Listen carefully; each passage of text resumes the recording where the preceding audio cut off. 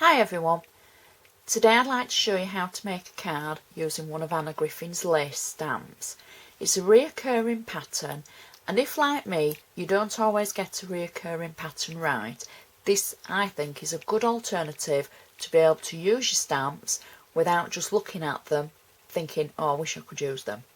So what I've used is, it's the lace stamp from one of Anna's kits, and I've stamped it on white card using black stays on ink. So that's one of the first things that we need. I've stamped it 10 times and then cut it out, and then at the top of each stamped image I've added 7 dots of black pearl drops. So that's one of the first things that we're going to need. I'm working on an 8x8 square card blank, and I've got a piece of black card that I've matted and going to mat and layer on the front of the card. So we'll give it a go and start.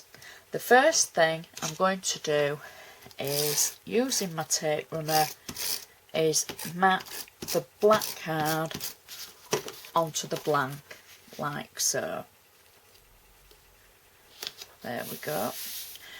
Now I've taken 10 of the stamped images, and on 2 of them I've added 3D foam already.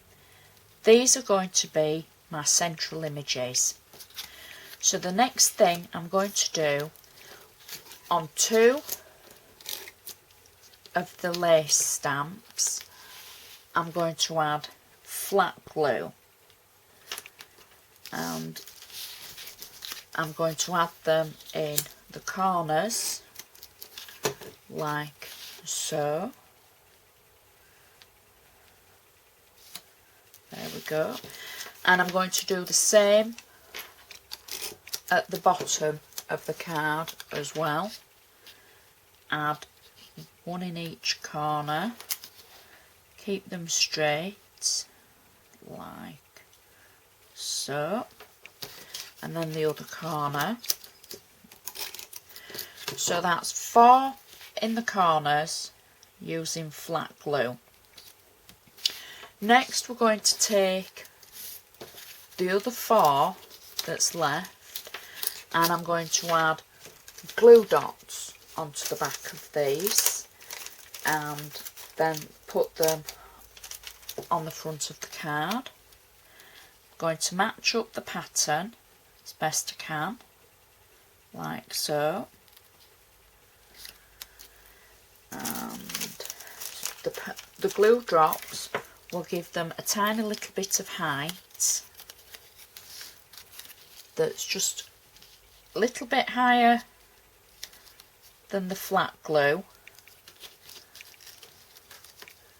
but not as high as the 3D foam. So it kind of adds a little bit of raised interest as we go. Then the last one, there we go, glue dot on the back. So we'll pop the last one on there like so. And then the 2 middle ones are the 2 that we've already put 3D foam on. So I'm just going to peel the back of the 3D foam off like so, and they're going to sit in the middle, and they're proud against the other 4 that you've already put on. So they get kind of stepped in level as they go to the middle. So I'll just pop that one on there like so. So you can see how the middle one is raised rather than all flush. So next what I've got is, I've used Anna's fretwork die. It's like a Celtic knot, and I've cut it in half.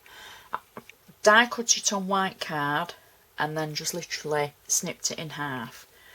And I'm going to add just a little bit of glue at the cut end, and then I'm going to add it in the middle of the card, and I'm going to do the same with the other side, little bit just towards the cut end,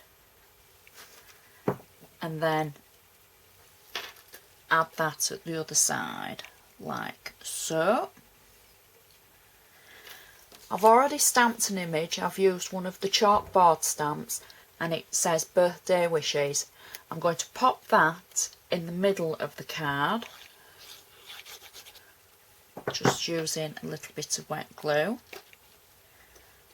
So that is central, like so. I've made 2 poppies out of basically the waste stamping where I've made a mistake and bodged it. I've used that to die cut and make 2 poppies in the matching paper, and the only contrasting colour on the whole card is the stamens where I've used a pink, so that'll tie in nicely with the black and white on the rest of the card.